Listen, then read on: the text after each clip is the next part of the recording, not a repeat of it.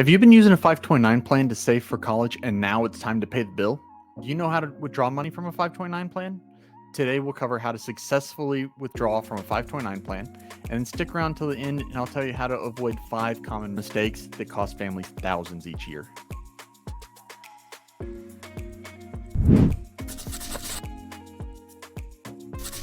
So you've used a 529 college savings plan to save up for college. Your student did all the right things to get ready and get accepted to school.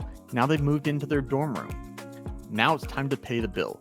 But what is the best way to get the money out of the 529 savings plan to pay for college costs?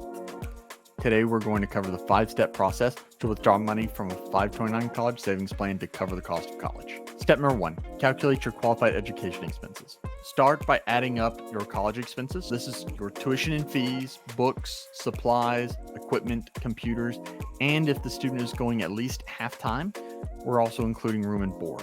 Now, once you have the expenses added up, subtract any tax-free education assistance. That's going to be your tax-free scholarships, education assistance from a qualified employer program, or veterans education benefits. Next, subtract expenses that are used for any of the tax credits. So that's going to be your American Opportunity Tax Credit or the Lifetime Learning Credit. And remember, withdrawals up to the scholarship amount can come out penalty-free, but they're still taxed. Number 2 is determine when to make the withdrawal. It must be within the same calendar year as when you paid for the qualified expenses. So if you pay your spring tuition in the previous December, then you need to take the withdrawal in that previous year. But if you wait to pay your spring tuition until January, then you need to take it in the new year. You can take withdrawals anytime during that year, and you can take multiple withdrawals within a year. However, don't take withdrawals for expenses outside of the calendar year. My recommendation is to take multiple withdrawals throughout the year. So if you pay for your spring semester in January, then take that withdrawal to match your spring expenses in January. Then in the fall, when you pay for the fall tuition, go ahead and take the withdrawal then. Step number 3, decide which 529 to withdraw from. Now, there can be a number of 529 plans in play here. We're talking about the parents' 529 plan, grandparents' 529 plan, any 529 prepaid tuition plans, or plans that other people may have that are wanting to contribute to the child's college. Under the new FAFSA Simplification Act, they no longer count grandparents' support towards your reported income for that year. But the CSS profile does still count it. So you want to make sure that any grandparent or outside support other than from the parents is taken into account on how that's going to impact financial aid.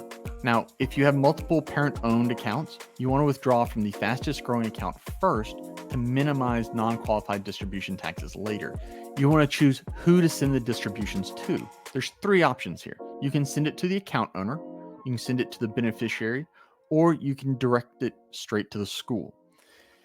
If you send it to the account owner, then the account owner is going to receive the 1099-Q. Any non-qualified distributions are going to be taxed at a higher rate. Versus if it's sent to the beneficiary, any taxes are going to be at the beneficiary's tax rate. Now, a word of caution about sending it directly to the school. You want to check with the school and see how they treat 529 plan distributions that are sent directly to them. Some schools treat it as if you were just paying out of your normal account, and then others treat it as if it's a scholarship, which means it can reduce dollar for dollar the amount of financial aid that may be offered to the student. Step number 5 is to complete the withdrawal request.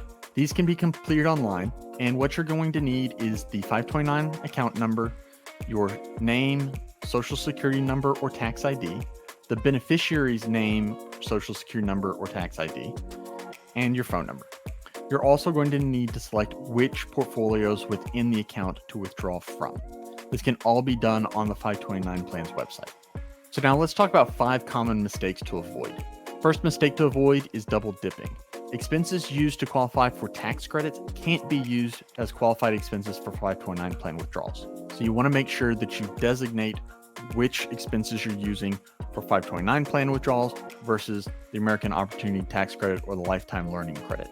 Next is you want to maximize your withdrawals. So you want to withdraw the maximum amount that qualifies for tax-free treatment, and that's to minimize how much ends up getting left in the account when the child graduates. You also don't want to wait until the end of the year. You want to make sure that you give the plan administrator time to actually process the withdrawals before the new year rolls over. Fourth, any qualified room and board expenses can't exceed the university's official cost of attendance. So you want to make sure you check the university's website to see what those cost of attendance numbers show. And last but not least, make sure that you keep any receipts for expenses that you used as qualified expenses for 529 plan withdrawals, even after you've submitted the paperwork.